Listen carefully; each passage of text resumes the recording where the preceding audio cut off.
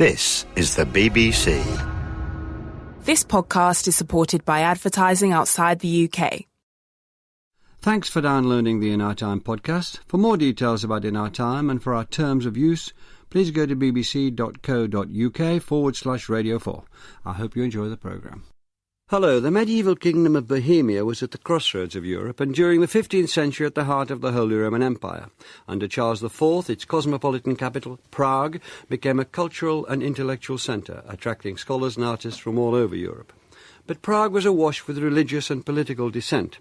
At its core stood the anarchist philosopher Jan Hus, whose ideas anticipated the Lutheran Reformation by a full century.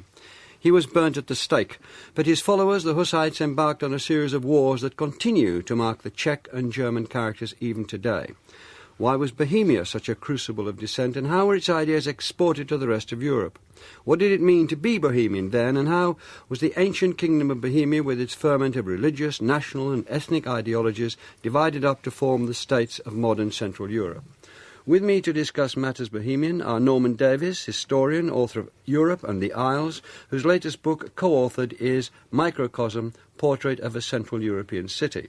Karen Friedrich, lecturer in history at the School of Slavonic and East European Studies at University College London and author of The Other Prussia. And Robert Pinson, professor of Czech and Slovak literature at University College London and author of The Path to Decadence. Norman Davies, the very idea of Bohemia is almost like reclaiming parts of Europe that feel that they've only just joined Europe recently, or they were there so long ago it didn't matter. Recently, the idea that the East slipped off the European map, didn't it? That's a very Western view, of course. I'm a very Western person.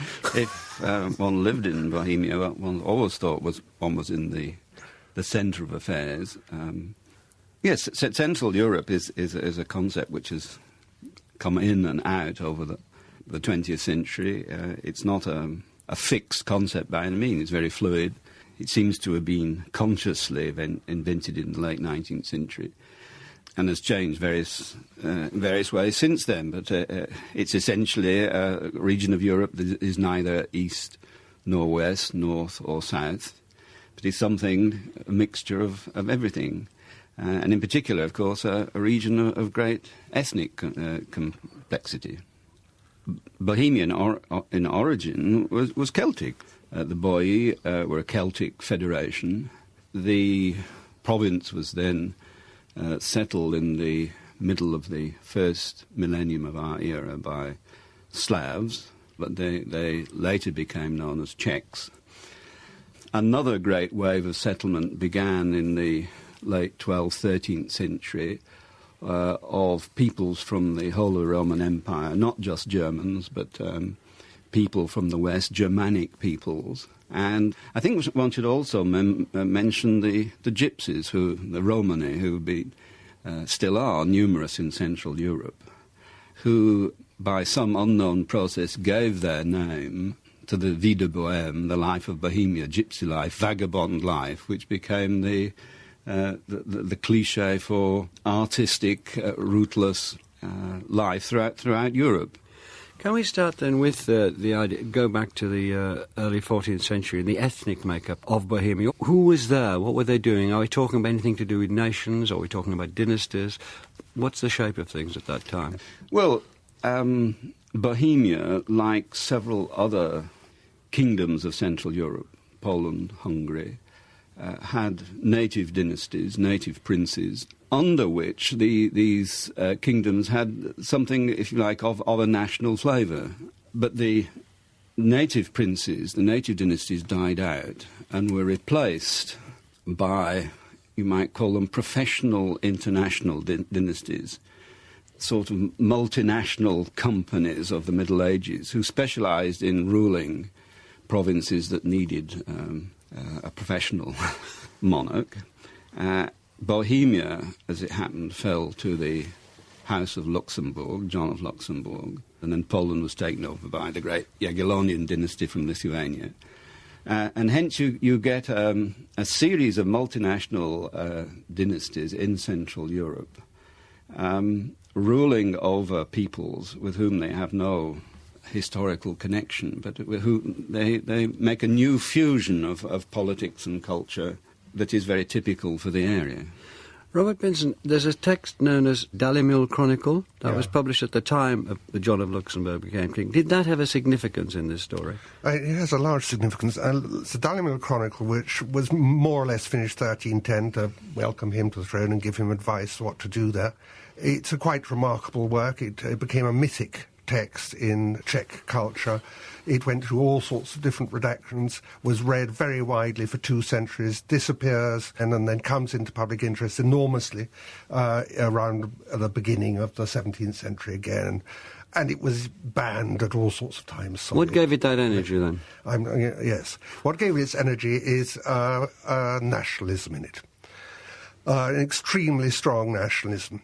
There's a Czech word jazyk, which means tongue, which is in all Slavonic languages. It's used there to mean nation, rather as earlier it had in German meant something similar.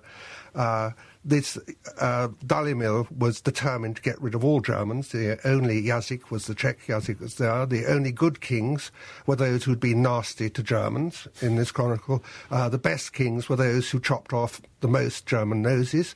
He also, quite interestingly, has a new idea for that area of, let's call it state, where there's something like a parliament, which both protects other lords and the common people from the king, and works as a vehicle for the laws to instruct the king. He was very keen on the barons' reigning power remaining in the Privy Council, not having any foreigners. This becomes a great thing right through into the 17th century, not having any foreigners in the king's council and so forth. Was this ardent nationalism early and exceptional at the time? Yes, I think it was. It in fact becomes very popular. It's reflected throughout the 14th century in literature, except under Charles IV, Luxembourg's son. Well, let's go to Charles IV now, his son, who had been described by Norman as being German by birth, French by education, and Bohemian by inclination.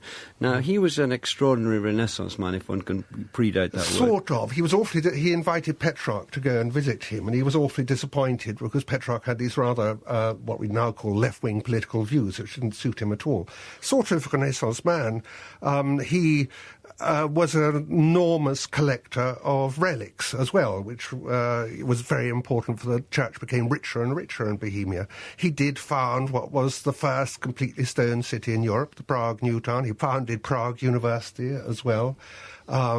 He got people building things. He introduced Czechs into Prague in a big way, and Czechs became a little bit influential and ever more during his reign in town councils and things, which was extremely important. He had his bad sides. He was also known as the father of his country and the stepfather of the empire. He did treat people differently.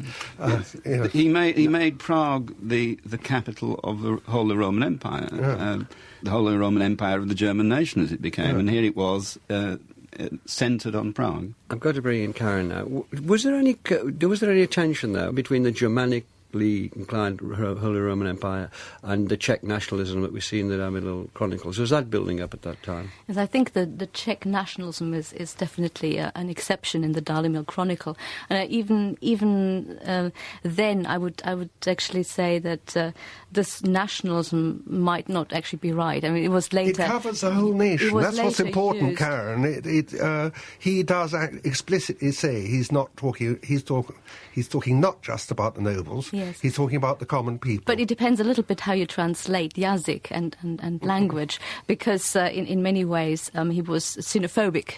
He was not necessarily just against the Germans. He was xenophobic against other people, the foreigners, and even Moravians he didn't like particularly. So, in a way, this early modern nationalism, I would be very, very careful to call it nationalism at all. If you talk about nations in the early modern period, and especially Prague University is a good example for that, you get university nations, which were called nations. And, of course, there was the Saxon nation, the Bohemian nation, the Bavarian nation, and the Silesian nation. And among these groups, there were many different languages. So you had, for example, under the Bohemian nation, you had German speakers and Czech speakers at the University of Prague. And you had also, for example, under the Polish nation, you had Silesians. A lot of them were German speakers. So I think language and nation was not something that defined each other necessarily in that period.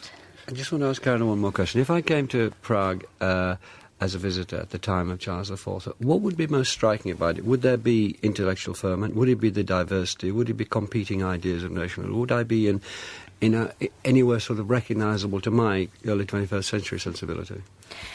I think the diversity of languages and also of visitors from all over Europe would have been very striking, and that's something that is today in Prague as well. A very important feature again. It's a very central European city in the sense of a centre of Europe, and that was certainly the case also at the court of Charles IV. Do you think we have something there which we've developed perhaps later on in the programme, after we've talked about Jan Hus? Do you think of something there that would unravel through the centuries? Conflicts, coincidences, congruences were developed already there which would play through the next several hundred years? I think the conflicts there were certainly later overemphasized. I think that people lived perfectly harmoniously in that city together. It is through the Hussite Wars and particularly the exodus of the German community at the beginning of the Hussite Wars with Hus that conflicts really develop. But these are mainly religious conflicts, and I wouldn't say they are mainly national conflicts. Can I come? Do you want to say something, Robert? Well, I'm sorry, the nation at university and this use of Yazig in Dalimil is quite different. And the Hussites themselves are using the word Yazig, the word meaning tongue or language, to mean nation throughout, of German as well. Yeah, I'm sorry, they're quite completely different things. That's all I want to say just at this moment. Yeah, I'm sorry to contradict. No, not at all. No, when you say something, I'm going to get to Jan Hus. Make a point in the middle. What Robert says about the national character of the Czech community, I think is relatively true. But if you look at England at the same time, for example, you have a country where the ruling class is French, the dominant literary language is French. There is no English nation in the modern sense at all. It only begins in probably the 15th century. In Bohemia, in Poland, in Hungary, for the reasons I said earlier on, there is a greater sense of national community, but it's not nationalism in the way that we talk of it in the 19th and 20th centuries. Karen, will you come in on this? Then I'm going to move to Jan Hus. Okay, very briefly. Yeah. It's just about the definition of nation in that period. I think that's an important one. And I would, as Norman said, there isn't really a direct link between language and nation at that point. Often people were referring to language as something important to their identity, but that doesn't necessarily make a national identity. That's not the main building stone of it. If you can look at the ideas that are in Dalimil, there's not time now to go into all that, you'll find all the fundamental ideas of Fichte, who's one of the founders of so-called modern nationalism, are there in Dalimil. Well, shaking your head can't be seen through the microphone, Karen, but unless we've got something which will be illuminating more than this, I'm going to move on, no? Well, I don't think you have the time for that, but I'm sure that the territorial origin of these people and the historic identity that's emphasized in early modern national identity is much more important than the linguistic aspect. Well, I'm aware that we've got 6 centuries to go. Look, Hus, Jan Hus was a university professor and teacher. What did he preach that led to his martyrdom, I suppose, being burnt at the stake, singing as he died, we are told? What did he preach that was so radical, so inflammatory, so important that he had to be put down? Can you tell us something? Mostly it was a matter of the purification of church, and even that the Pope was unnecessary even at some times. He became very unpopular with the clergy for some time because he was against pluralism, simony, and things like selling indulgences. The king kept along with him. Now we got the son of Charles, Wenceslas IV, we're in his reign now. The king went along with him until Hus became very strong about selling of indulgences, which the king didn't want to stop. And that was the break with the king. Hus was not a particularly radical thinker. What is important, because some of the history books do get this wrong, is that a lot of the ideas actually came from Bohemia. Towards the end of Charles's reign, there was a church reform movement there, but it was the Wycliffe ideas coming from Oxford that united them first before the Crusade, that was in 1420. Of course, once the Crusade's declared, then you get a unity of sort of Czechness. We're going to defend it. We're going to put up even with some things that look a bit heretical. Norman, can we just contextualise Huss a bit more? Because I'd like to see how important that was. Because there's one way of saying, and Robert's already mentioned it, the ideas of Wycliffe and the Lollards in Oxford and in this country, in our country. Then I take Huss was a great admirer of Wycliffe, as I understand it, and the ideas are going there. And then via one intermediary, whose name I've forgotten, I'm awfully sorry, the ideas go on to Luther. Is that an interesting example of ideas moving? Are people reading each other and going along with it? Oh, yes. I'm sure there are contacts between the court in England and the court in Prague, and ideas diffuse, as we know, through all manner of human contacts. But I was going to take issue with your definition of Hus as an anarchist philosopher. He was essentially a reforming churchman. Yes, and conservative, fundamentally. And there are three basic ideas to him, I think. One is his resistance to church authority, which was a very severe offence in medieval eyes. The second one was his theological views on the communion. Well, he thought they should be taking the generality of people should be able to take communion in both parts. In both kinds, whereas the practice was that only the clergy I'm sorry, Hus himself was very lukewarm, even about that, about communion in both kinds. But before we lose the thread, the third thing nobody has mentioned is, of course, that he had the Bible translated into Czech. Wycliffe translated the English Bible partly, the Hussites partly translated the Bible, but the idea that the scriptures should be accessible to the common people in their own language is this crucial idea, which of course is taken up by Luther, and Luther translates the German Bible. These are revolutionary approaches which changed the history of Christianity.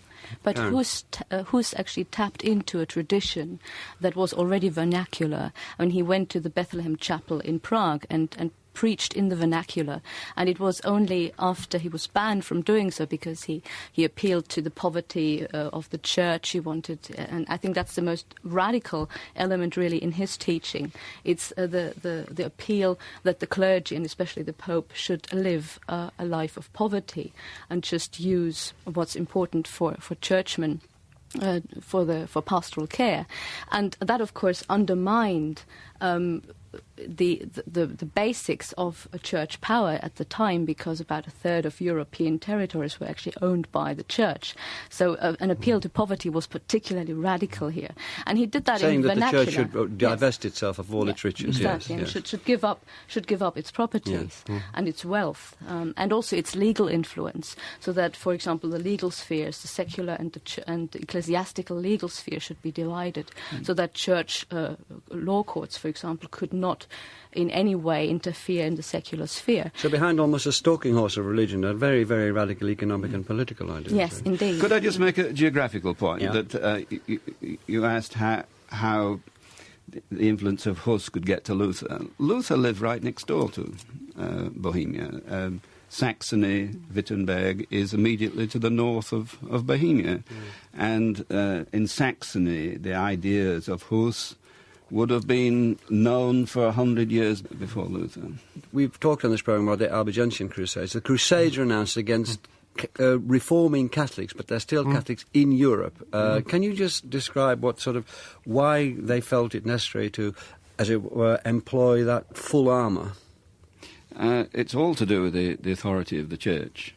The great disgrace of all this, I suppose, is that the Council of Constance, which was there to reform the Church, created a scandal by burning Hus, and disgraced the idea of the conciliar movement of reforming the Catholic Church from within. And although there were 1-2 later attempts, it wasn't until the Council of Trent, which is the middle of the 16th century, that the Catholic Church really gets its act together.